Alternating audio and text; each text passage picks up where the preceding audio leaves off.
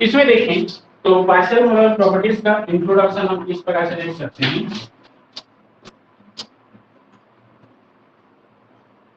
Introduction, तो introduction में क्या बताया जाता है, कुछ थर्मोडायनामिक प्रॉपर्टीज होती हैं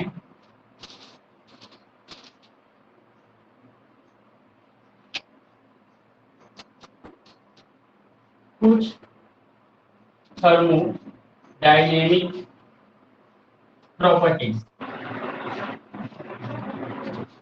लाइक, कौन कौन से, तो इसमें बताता है ई से किसको डिनोट करते हो,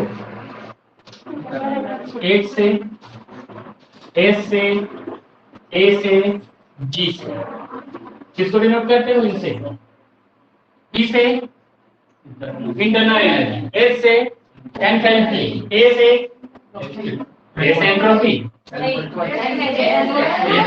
हेल्महोल्ट्ज़ फ्री एनर्जी, और एस से एंट्रोपी, जी से, तो ये क्या होते हैं, तो ये जो है थर्मोडायनामिक प्रॉपर्टीज होती हैं, ठीक है, जो कि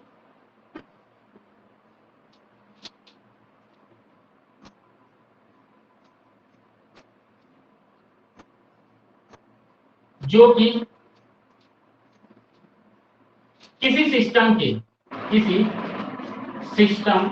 के मास में चेंज के साथ चेंज होती है। देखो ये क्या होती है, तो ये थर्मोडायनामिक प्रॉपर्टी है कुछ, और ये क्या होते हैं, तो ये सिस्टम के मास में चेंज के साथ चेंज होगी। सिस्टम का जैसे जैसे मास बढ़ते जाएगा इसका वैल्यू भी बढ़ता जाएगा, सिस्टम का मास जैसे जैसे कम होते जाएगा इसका वैल्यू भी क्या होता जाएगा, कम होते जाता है। हेंस दैट इज कॉल्ड, इसलिए इसे एक्सटेंसिव प्रॉपर्टीज कहा जाता है। इसको क्या कहा जाता है, एक्सटेंसिव प्रॉपर्टीज कहा जाता है। ठीक है, देखो एक्सटेंसिव प्रॉपर्टीज क्या होते हैं, चेंज होता है किसमें,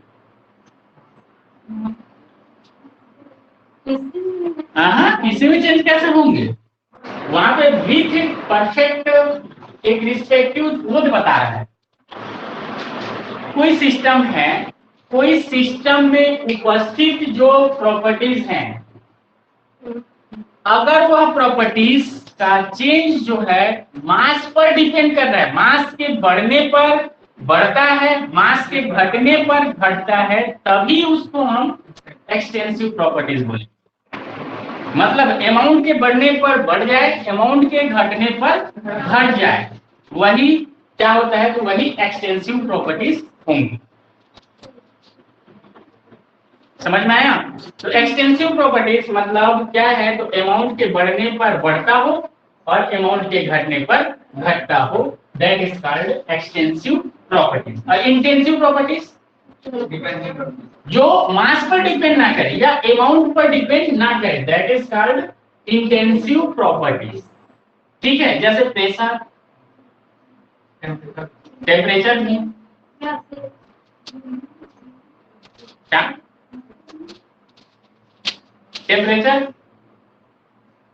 टेम्परेचर मास पर डिपेंड करेगा, नहीं करता।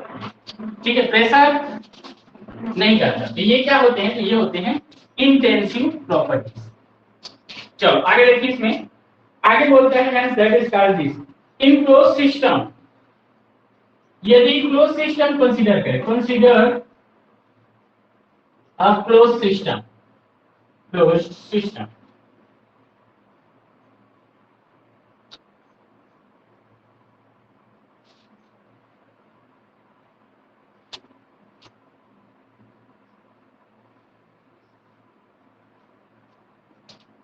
मतलब क्लोज सिस्टम है, क्लोज सिस्टम मतलब क्या हो गया कि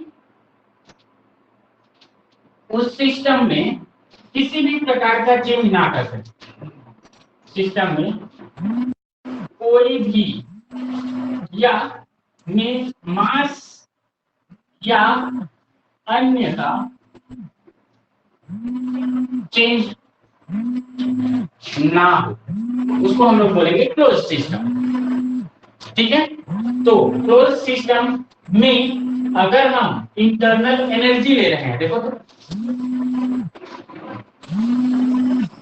तो वो कैसे करेगा, इंटेंसिव प्रॉपर्टीज का व्यवहार करेगा कि एक्सटेंसिव प्रॉपर्टीज का? नहीं हो रहा है,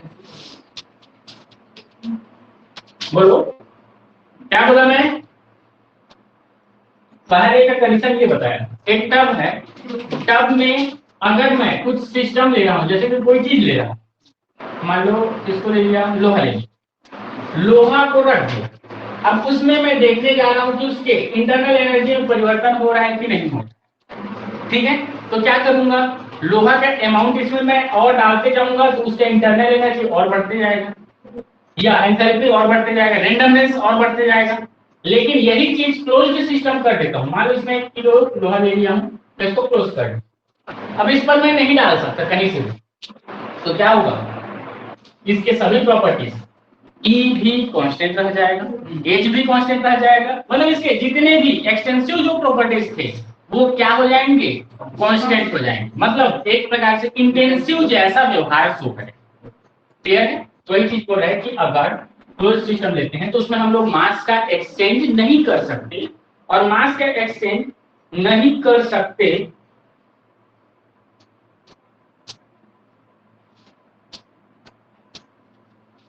ऐसे नहीं कर सकते हैं, तब इनका प्रॉपर्टीज किस पर डिपेंड करेगा, तो P, B एंड T पर डिपेंड करता है। देखो ओपन सिस्टम था तो उसमें मास या मोल, नंबर ऑफ मोल्स बढ़ाते जा रहे हैं तो उसकी प्रॉपर्टीज चेंज हो रही थी, उसको हम लोग बोले कि एक्सटेंसिव प्रॉपर्टीज है। उसके बाद आगे बोले कि क्लोज्ड सिस्टम ले लेते हैं, क्लोज्ड सिस्टम में हम लोग मास का एक्सचेंज नहीं कर सकते, तो सिस्टम में रखे हुए कोई भी मटेरियल है उसकी प्रॉपर्टीज जो है अब डिपेंड करेगी किस पर, तो प्रेशर, वॉल्यूम और टेम्परेचर। ठीक है, भले ही प्रेशर उसको अलग से नहीं देंगे, लेकिन वहां का प्रेशर कैसा है उसके बेसिस पर डिपेंड करेगा, उसका टोटल वॉल्यूम कितना है उस पर डिपेंड करेगा, टेम्परेचर कितना है उस पर डिपेंड करेगा। ठीक है, तो डिपेंड करता है बोल रहे हैं, but for an open system in which of mass and compositions में चेंज।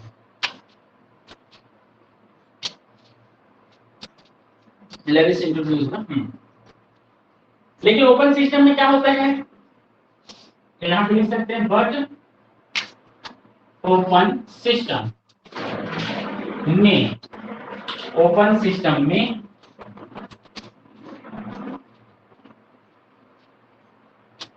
क्या हो जाता है, कंपोजिशन एंड मास को चेंज किया जा सकता है, चेंज किया जा सकता है।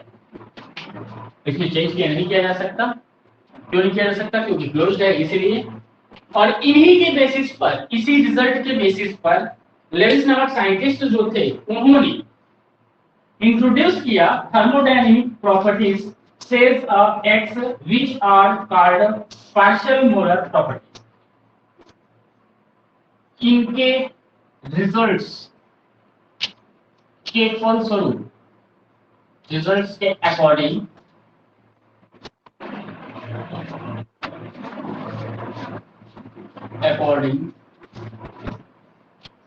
इसके रिजल्ट्स के अकॉर्डिंग लेविस ने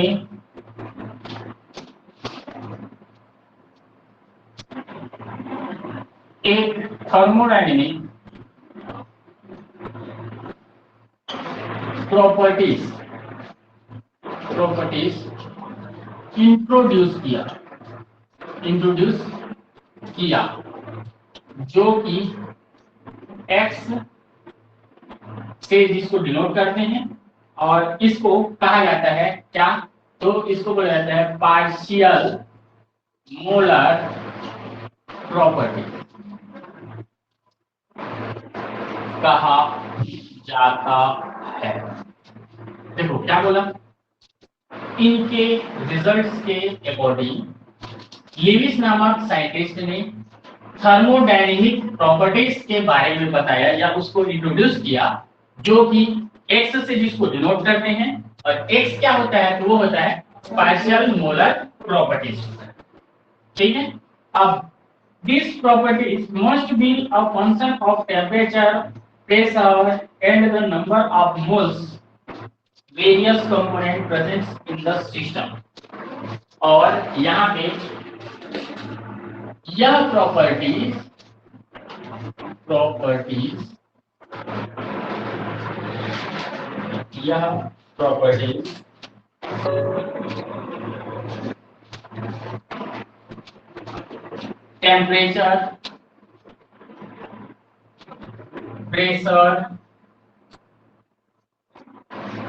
temperature, pressure and number of moles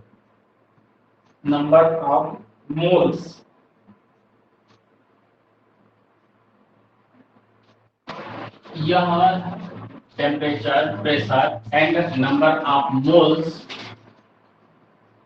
का फंक्शन होता है, जिसे किसी सिस्टम के लिए एक्सप्लेन किया जाता है, तो देखो कौन सी प्रॉपर्टी? पार्शियल मोलर जो प्रॉपर्टीज होती है वह temperature, pressure and number of mole का क्या होता है? फंक्शन होता है, और जिसे किसी सिस्टम के लिए एक्सप्लेन किया जाता है। या ये वर्ड पहले रहता तब भी ठीक है, किसी सिस्टम के लिए partial molar properties temperature, pressure and number of moles का फंक्शन होता है। समझ में? देखिए कि मैं उसको नीचे लिख दिया, तो उसको ऊपर में करोगे तो भी चलेगा, नीचे भी लिखोगे तो भी। क्लियर है ये चीज? आगे देखें, इन ओपन सिस्टम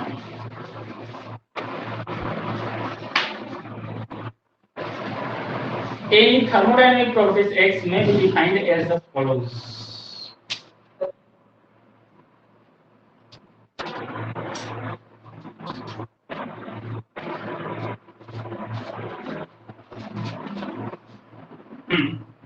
तो यहाँ पे देखो, इसको हम लोग मैथमेटिकल रूप से कैसे लिख सकते हैं? In open system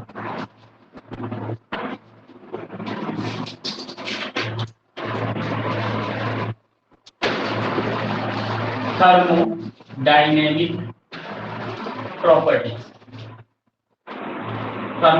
properties X may be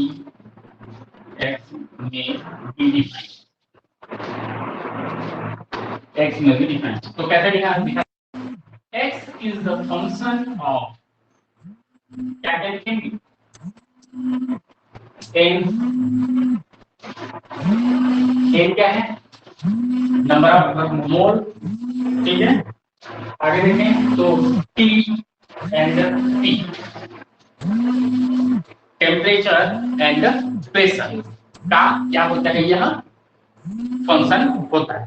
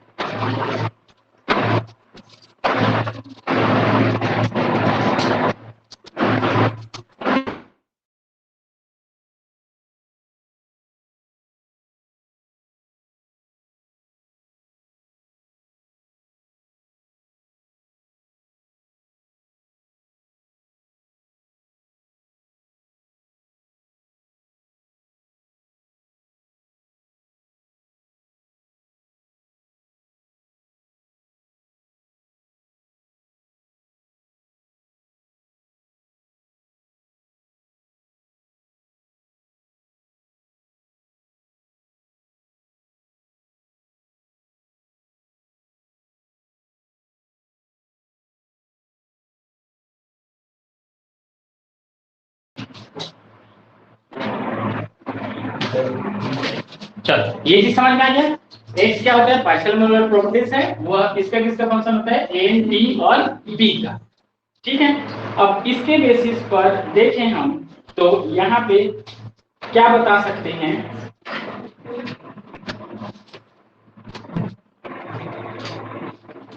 partial differentiation या डिफरेंशियल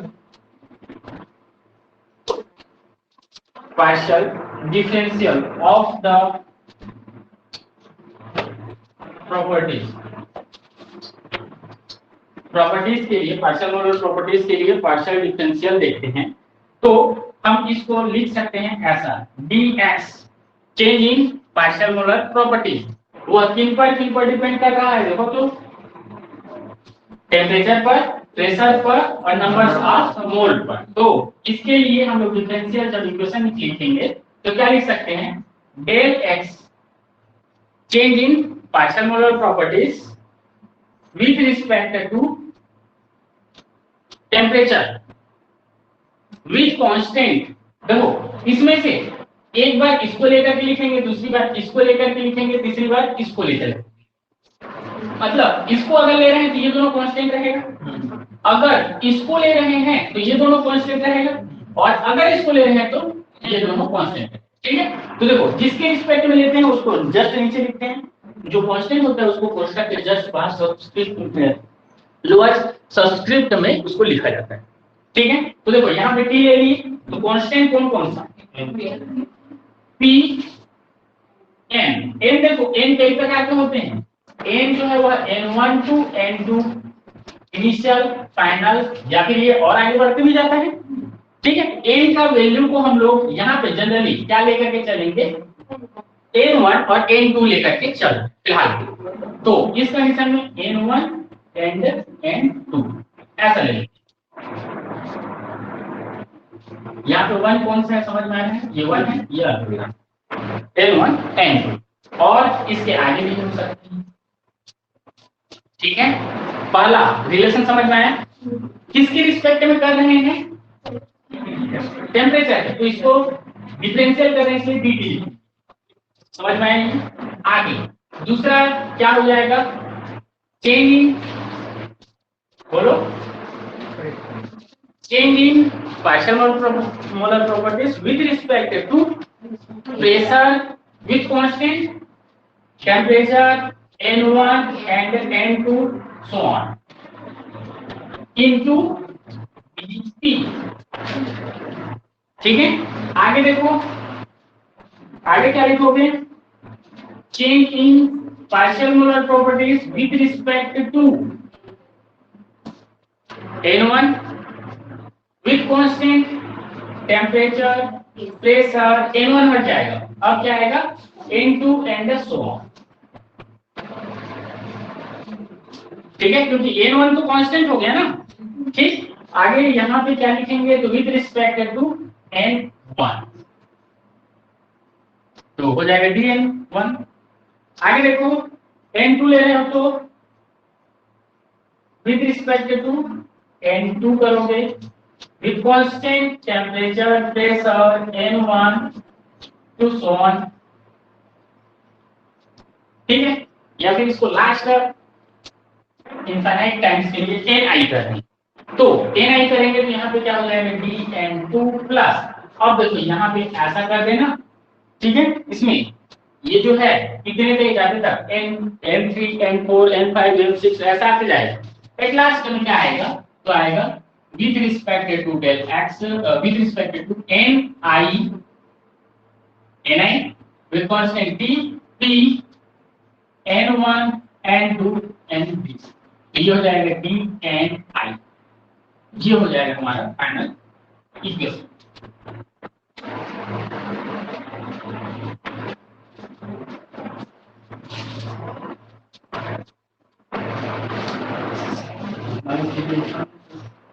कैसे नहीं समझ कैसे तो नहीं समझ में आया?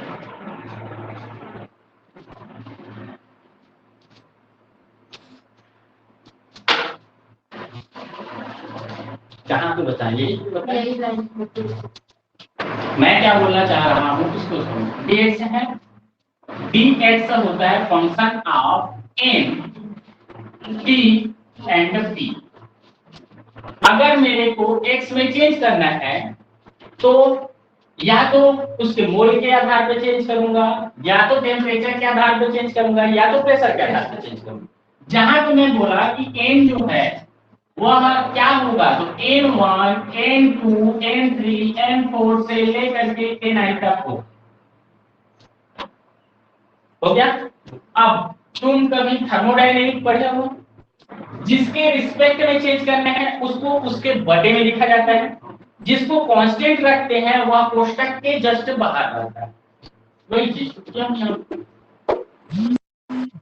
एक्स में चेंज, तो डेल एक्स का चेंज टेम्परेचर के रिस्पेक्ट में किया तो with respect to pressure, with respect to temperature with constant pressure into से लेकर के इसको एन करना है।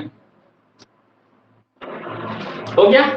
अब किसके रिस्पेक्ट में हो रहा है, टेम्परेचर के रिस्पेक्ट में हो रहा है, इसलिए dt लिखा हूं। यहाँ पे प्रेशर के रिस्पेक्ट में हो रहा है इसलिए dp लिखेंगे। n1 के रिस्पेक्ट में हो रहा है इसलिए dn1 लिखेंगे। n2 के रिस्पेक्ट में हो रहा है इसलिए आगे वैसे ही। अब समझ में आया? ठीक है, तो ये है इसके बेसिस पर एक बार खींचो फिर आगे इसमें जाएगा। आगे बढ़े।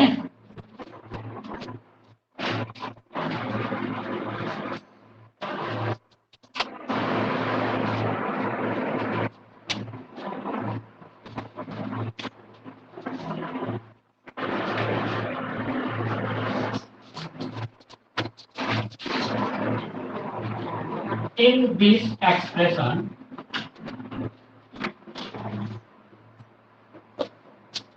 del x divided by del n1 with constant pressure, temperature N2, N3 into Ni is called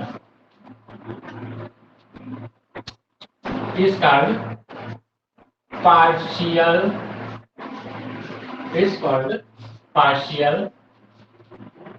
molar property. इसको क्या कहा जाता है, देखो तो ये जो एक्सप्रेशन हमको प्राप्त हुआ है उसमें से किस एक्सप्रेशन को, तो देखो तो del x by n1 p1 t1 n2 n3 या ni, n कहाँ, n नहीं है ना, हाँ 1 कहाँ है, ये n1 है, p अच्छा 1 1 बोलो फिर p t n2 n3 and ni, ये एक्सप्रेशन दिख रहा है कहीं पे,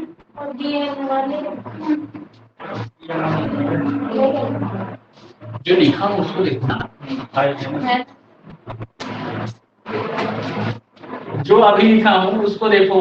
यही इसका क्या होता है, पार्शियल मोलर प्रॉपर्टीज होता है। बस इतना वाला भाग, वो तो डिफरेंशियल इक्वेशन का पार्ट है ना पूरा, समझ में है?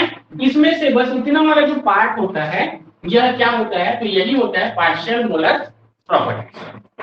ठीक है, आगे इसमें बताया जाता है this presents by the putting a bar over the symbol of a thermodynamic properties. इसके इक्वल में x बार का यूज किया जाता है। जो भी थर्मोडायनेमिक पार्शियल मोलर प्रॉपर्टी को दिखाता है तथा उसमें कंपोनेंट को एक्सप्रेस करने के लिए 1 फॉर कंपोनेंट 1, 2 फॉर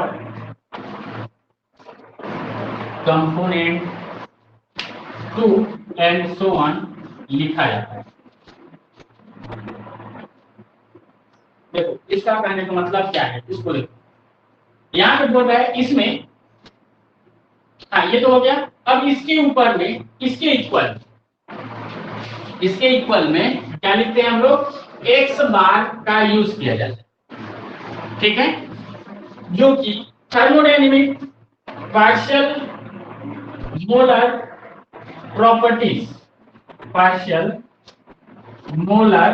प्रॉपर्टीज को दिखाता है, ठीक है। x बार अगर लिख के उसको लिखेंगे तो होगा पार्शियल मोलर प्रॉपर्टीज को दिखाएगा।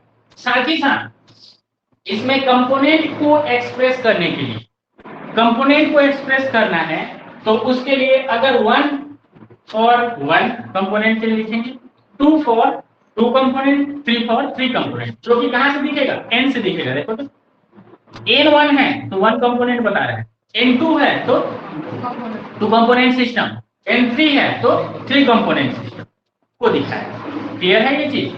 तो इस बेसिस पर यह एक्सप्लेन किया जाता है। हेंस देखो तो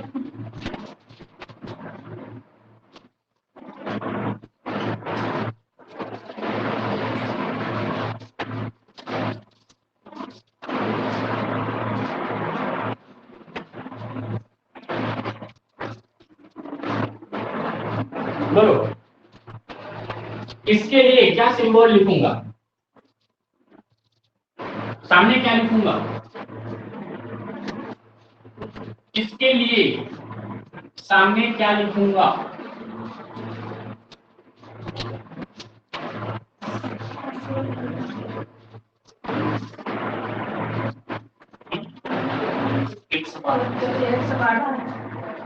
x बार का 1, क्यों 1 कंपोनेंट है, n1 है, यहां क्या लिखूंगा, ठीक है। तो इस प्रकार से लिखा जाता है क्या, पार्शियल मोलर प्रॉपर्टीज को, ठीक है। और इसके बाद x i लिख रहा हूं, इसका मतलब क्या होगा, इसके बराबर में क्या लिखूंगा, ओ बताओ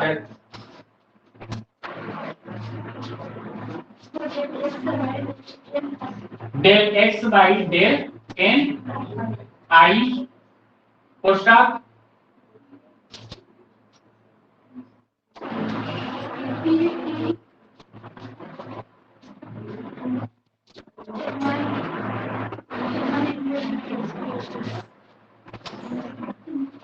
समझ में आ गया? इसका कंपोनेंट कितना है, इसका कंपोनेंट कितना है, आई है, आई लिखा है मतलब आई है, समझ, ठीक है। वो इनफिनिट को रिप्रेजेंट करता है। बोलो ये चीज समझ में आ गया, ठीक है, कैसे लिखना है वो समझ में आ गया। तो ये होता है इसके पोलर पार्शियल मोलर प्रॉपर्टी। आगे यहां पे बता सकते हैं x1 bar, x2 bar, 2 xi bar are the partial molar properties of the component 1 and component 2 and component I respectively। जहां पे हम बोल सकते हैं where x bar 1, x bar 2 and x bar I is component is क्या होता है ये, तो partial molar properties for component 1, 2 and I respectively। Respectively मतलब समझ में आता है, किसकी रिस्पेक्ट में, 1 की रिस्पेक्ट में 1 कंपोनेंट, 2 है तो 2 की रिस्पेक्ट में 2 कंपोनेंट, I है तो बोलो क्लियर है किसी? इसको इक्वेशन 1 दे देते हैं, 2 दे देते हैं और इसको 3 देते हैं।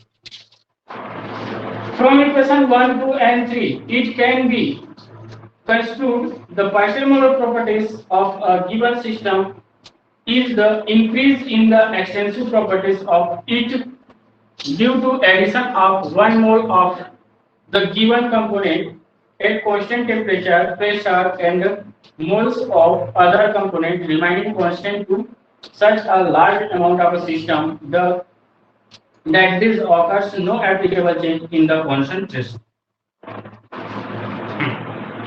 यहाँ पे हम बता सकते हैं, देखो तो इक्वेशन 1, 2 एंड 3 के बेस पर एक्सप्लेन किया जा सकता है, एक्सप्लेन किया जा सकता है कि क्या एक्सप्लेन कर सकते हैं इसमें, तो इसमें हम एक्सप्लेन कर सकते हैं कि सिस्टम में 1 मोल कंपोनेंट ऐड करने पर उस सिस्टम ऐड करने पर उस सिस्टम की एक्सटेंसिव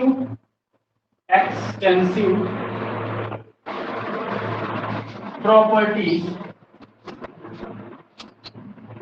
इंक्रीज हो जाएगी जब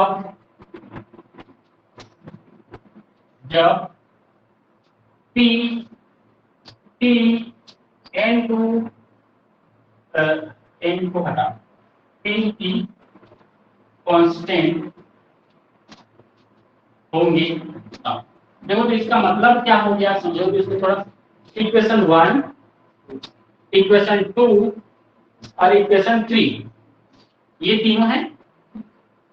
इन तीनों के बेस पर हम एक्सप्लेन कर सकते हैं कि कोई भी सिस्टम है, उस सिस्टम में 1 मोल कंपोनेंट ऐड करने पर, इन तीनों सिस्टम मतलब ये जो है जिसके लिए है, उस सिस्टम में अगर हम 1 मोल ऐड कर दें, क्या ऐड करेंगे, कंपोनेंट ऐड करेंगे। कंपोनेंट ऐड करेंगे तो इस सिस्टम की जो ये पार्शियल मोलर प्रॉपर्टीज है, ये एक्सटेंसिव व्यवहार कर रहा है, तो उसकी क्या हो जाएगी, एक्सटेंसिव प्रॉपर्टीज क्या हो जाती है, इंक्रीज हो जाए।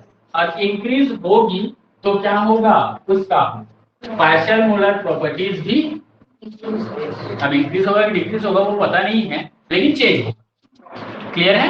तो ये चीज यहाँ पे बता रहा है। If the system undergoes a change only in mass of its component at a constant temperature and constant pressure, we get यदि क्या करते हैं हम, सिस्टम के मास में चेंज करें constant temperature and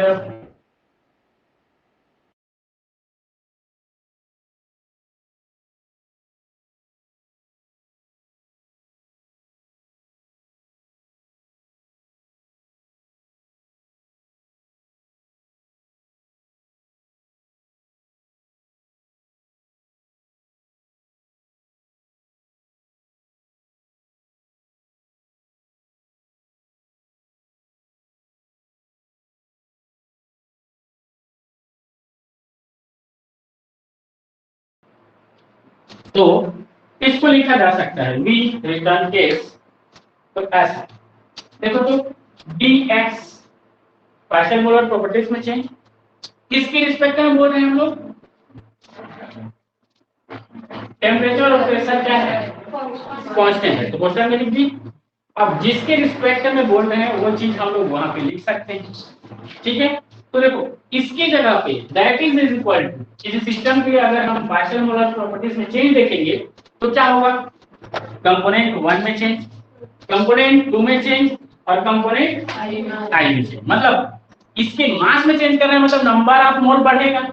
तो नंबर ऑफ मोल के रिस्पेक्ट में हम लोग क्या लिखेंगे, तो उससे n1 n2 और डॉट डॉट डॉट आई तक ये लिखेंगे। That is also equal to हो जाएगा, कैसे लिख सकते हैं, तो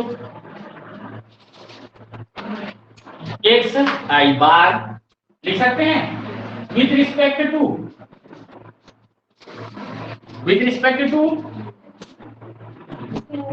dn, कंपोनेंट 1 ले रहे हैं तो n1 लेना पड़ेगा, ठीक है। इसी प्रकार से आगे partial molar properties of dn2 और है क्या रहेगा, यहां से आगे बढ़ोगे और लास्ट में क्या रहेगा, x i dn i, ये लिख सकते हैं। इसको दे देते हैं इक्वेशन 4।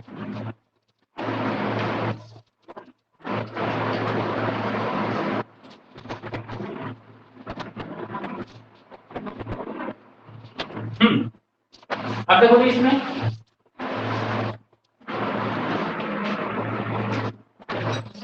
इक्वेशन 4 के बेस पर एंट्रोपी में चेंज को कांस्टेंट टेम्परेचर एंड प्रेशर पर लिखा जा सकता है, लिखा जा सकता है। एक्स क्या है, पार्शियल मोलर प्रॉपर्टीज। स्टार्टिंग में हम क्या लिखे थे, कुछ एक्सटेंसिव प्रॉपर्टीज जैसे कि ई H S A H G, ये क्या होते हैं, तो पार्शियल मोलर प्रॉपर्टीज की तरह इंट्रोड्यूस किया जाता है बोले थे। अब इस एक्स के जगह पे हम लोग वो जो 4-5 लिखे थे उसको लिख सकते हैं। तो यहाँ पे मैं किसको लिखना चाह रहा हूँ, एंट्रोपी। तो क्या लिखूंगा, एंट्रोपी में चेंज बोल रहा है तो क्या लिखूंगा, डी एस, ठीक है। तो क्या लिखूंगा इस इक्वेशन 4 के बेसिस पर, इसको as with constant temperature and pressure is equal to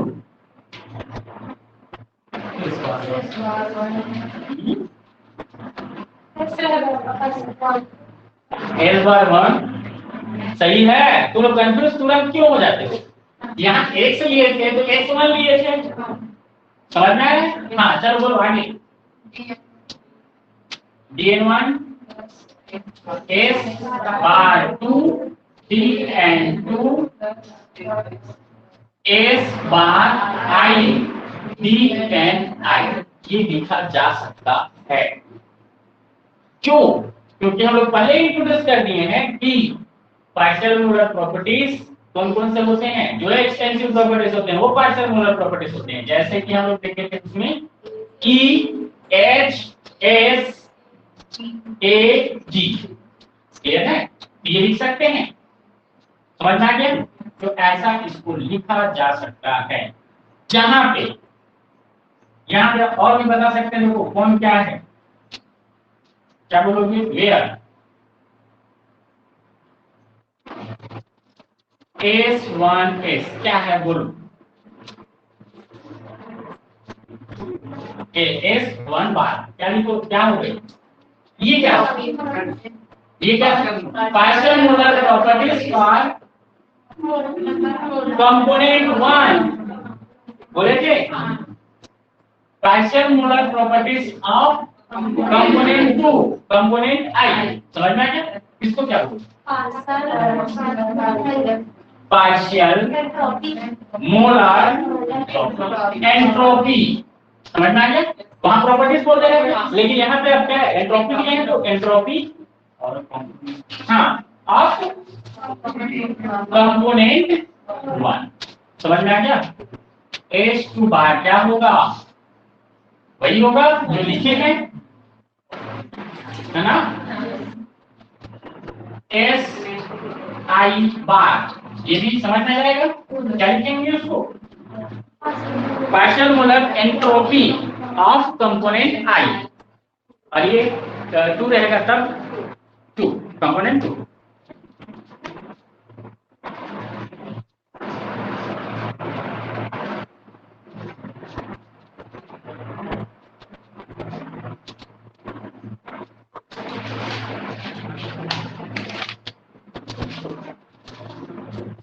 हो गया इस साइड का।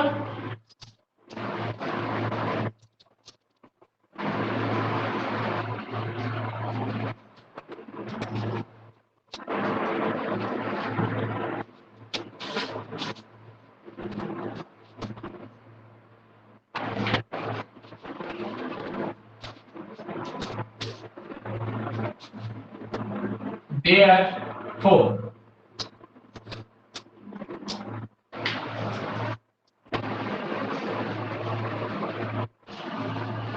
partial molar internal energy is equal to, क्या लिखोगे बोलो तो, E bar is equal to, देखो मैं सीधा आई सिस्टम के लिए लिखता हूँ, है ना, क्योंकि आई की जगह पे या तो 1 लिखेंगे 2 लिखेंगे 3 लिखेंगे, वो तो अपनी मर्जी है। आई लिख दिया हूँ मतलब वहां पे कोई भी लिख सकते। तो क्या लिखोगे इसके लिए, इक्वेशन क्या हो जाएगा, change in internal energy with respect to Ni with constant temperature, pressure N1 N2, ठीक है। और इसको क्या लिख सकते हो, चेंज इन EI, अच्छा आई को हटा दो, with respect, sorry change in E, change in internal energy with respect to temperature and pressure, क्या लिखोगे बोलो, E bar 1 into dN1 plus E bar 2 into dN2 and plus E bar I dNI, लिख सकते हैं। ये first component के लिए है, ये सेकंड कंपोनेंट के लिए है, ये ith कंपोनेंट, ठीक है। चलो आगे देखें, partial molar enthalpy, partial molar enthalpy,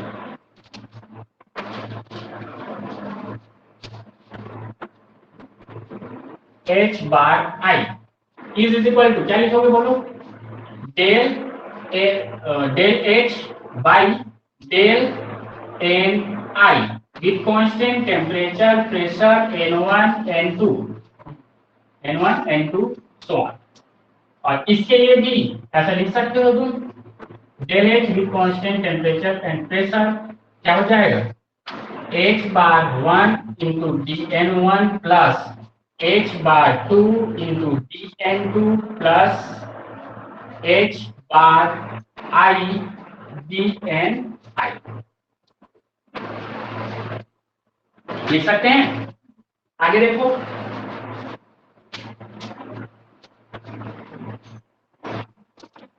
partial molar गिव्स फ्री एनर्जी, तो कैसे लिखाएंगे इसको, G bar I is equal to del G by del Ni with constant T P N1 N2, हो गया। और यहाँ पे देखें तो DG with constant T and P is equal to G1I into del dN1 plus G bar 2 into dN2 plus GI into dNI,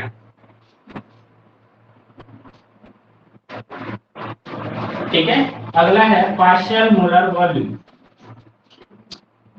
partial molar volume. तो volume के लिए भी हम ऐसा लिख सकते हैं, तो ये हो जाएगा change in volume with respect to N I with constant T, P, N1, N2, so on. और T with constant temperature and pressure is equal to क्या लिखोगे V1 Dn1 plus V2 Dn2 plus V3 Dn I 3 नहीं लिख सकते N। तो ये सब क्या होते हैं, तो ये सब होते हैं हमारे क्या पार्शियल मोलर प्रॉपर्टीज, जिसके अंतर्गत अगर इंटरनल एनर्जी है तो पार्शियल मोलर इंटरनल एनर्जी लिखेंगे, पार्शियल मोलर एंथैल्पी लिखेंगे, एंथैल्पी रहेगा तो गिब्स फ्री एनर्जी रहेगा तो Gibbs free energy, molar volume रहेगा तो मोलर पार्शियल मोलर वॉल्यूम लिखा जाए। ठीक है, इसी प्रकार से जितने भी हैं सबको लिख लेना। इसमें एक ही जो बच रहा है, और कौन सा ए हेल्महोल्ट्ज। ठीक है, तो Helmholtz Gibbs free Helmholtz free energy को यहाँ पे लिख सकते हैं। ठीक है, तो कल देखेंगे हम लोग क्या, तो significance of partial molar properties.